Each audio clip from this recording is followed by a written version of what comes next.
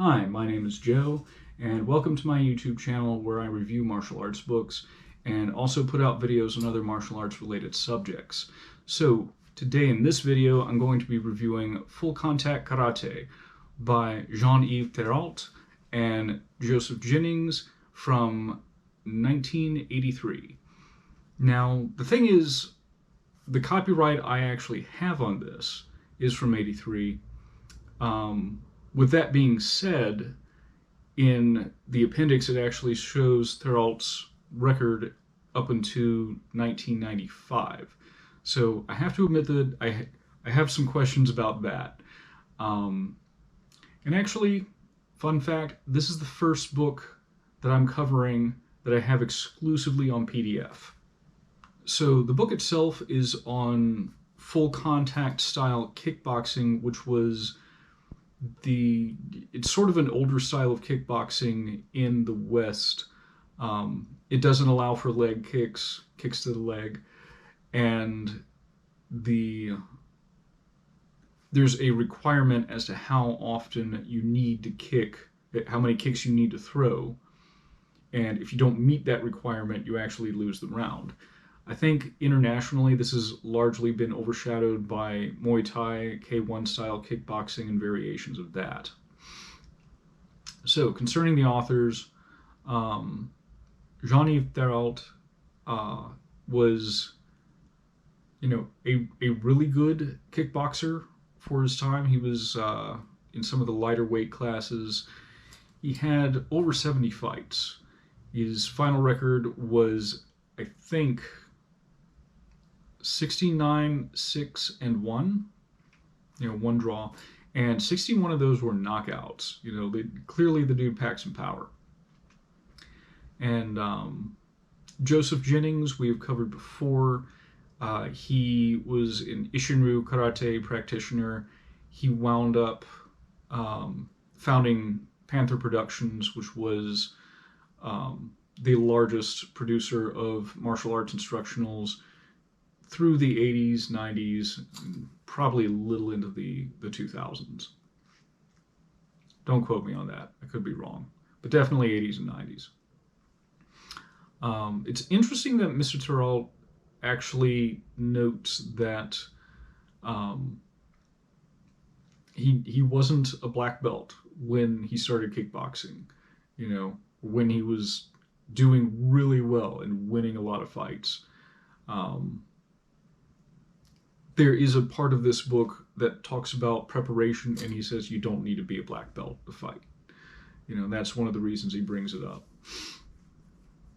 So the book actually starts with the history of this style of kickboxing, and also includes a little bit about what distinguishes it from Muay Thai and other forms of kickboxing. He also talks about, when you start out, how to start out, finding a dojo and all that, but also finding a good trainer as well as a good manager. And he does make a distinction between the two.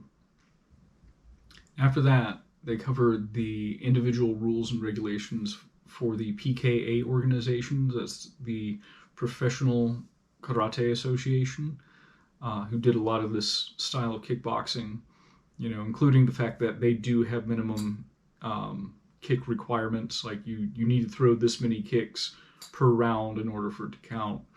As a side note, I actually remember around 2006-ish watching a fight under these rules out of the UK, and I remember seeing a fighter lose a fight because he failed to meet the minimum kick requirement. So he was clearly dominating the fight, but he lost because they had to dock points because he wasn't meeting the kick requirement.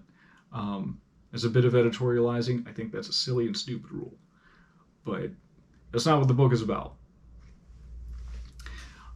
We got chapter on conditioning, which talks a lot about, warm-ups, running, the type of diet one should have. Talks a lot about leg endurance. I think they have squat kick exercise featured in here. And then it has a chapter on training, which incidentally also includes a lot of stuff on physical conditioning, including, ab work, skipping rope, some upper body conditioning like dips. It also includes training with things like medicine ball impact training, where your trainer slams the medicine ball against your midsection. Also things on how to wrap hands, the type of gear you need to buy. He also has routines for beginners and then for like intermediate and advanced, kickboxing practitioners. So I appreciate that it gives instructions or guidelines for how to go from I'm brand new at this and just getting into it to I've been doing this a while. And you don't see that a whole lot in martial arts books, so I do appreciate that that's included here. Then we actually get into the technique section, which begins as most of striking texts do on things like stance, footwork. He goes over punches. He doesn't go over anything outside of the boxing arsenal, which is interesting because this is an environment where the spinning back fist really sort of came into its own.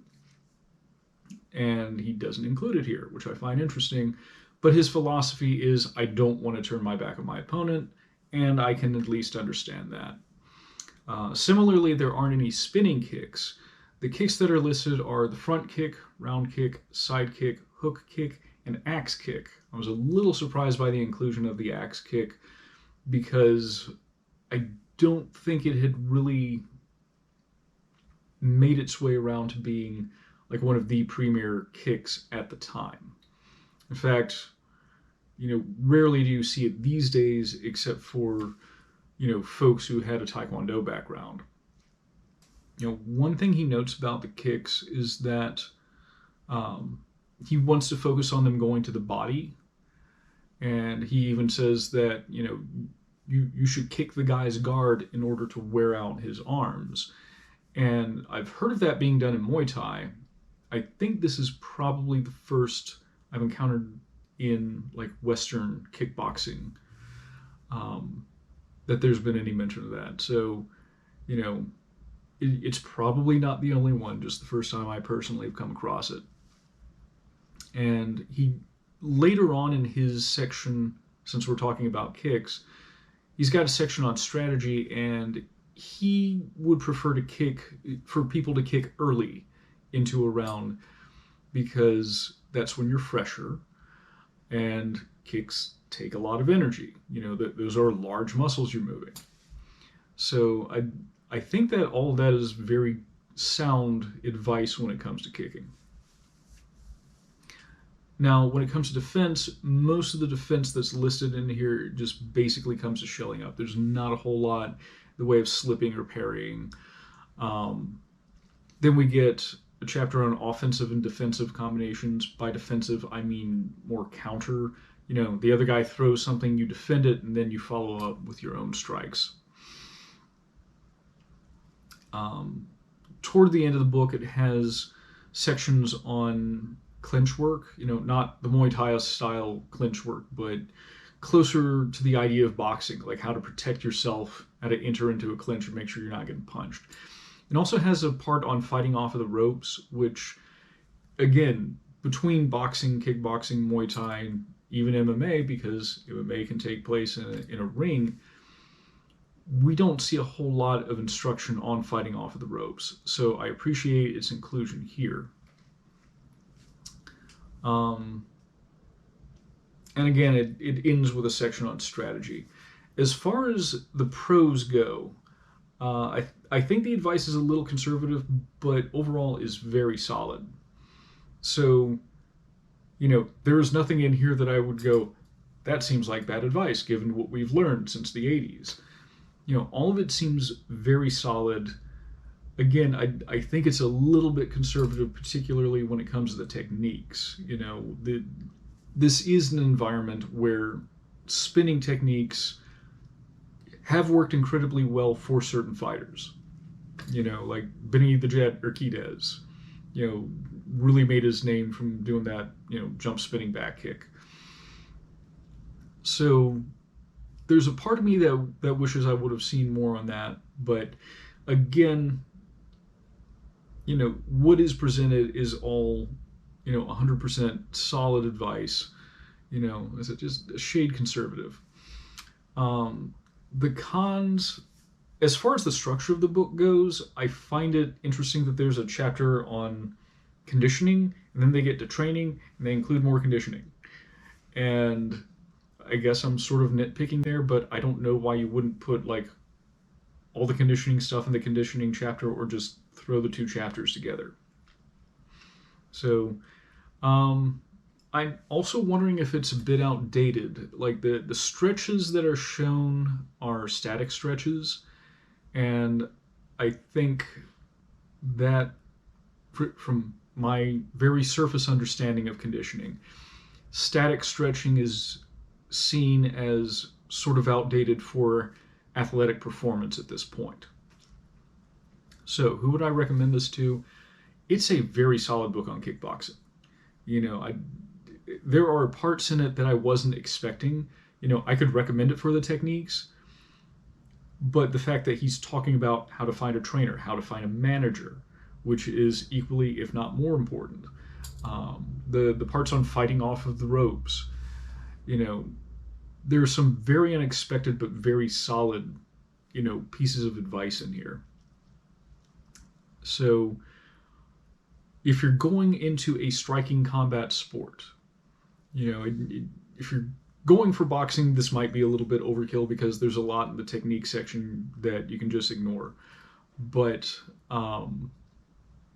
yeah, any kind of striking, full contact competitive striking event, if you think you're going to do that for more than one or two fights, beyond a hobby, I would say that if you can get your hands on this book, it's going to be really solid.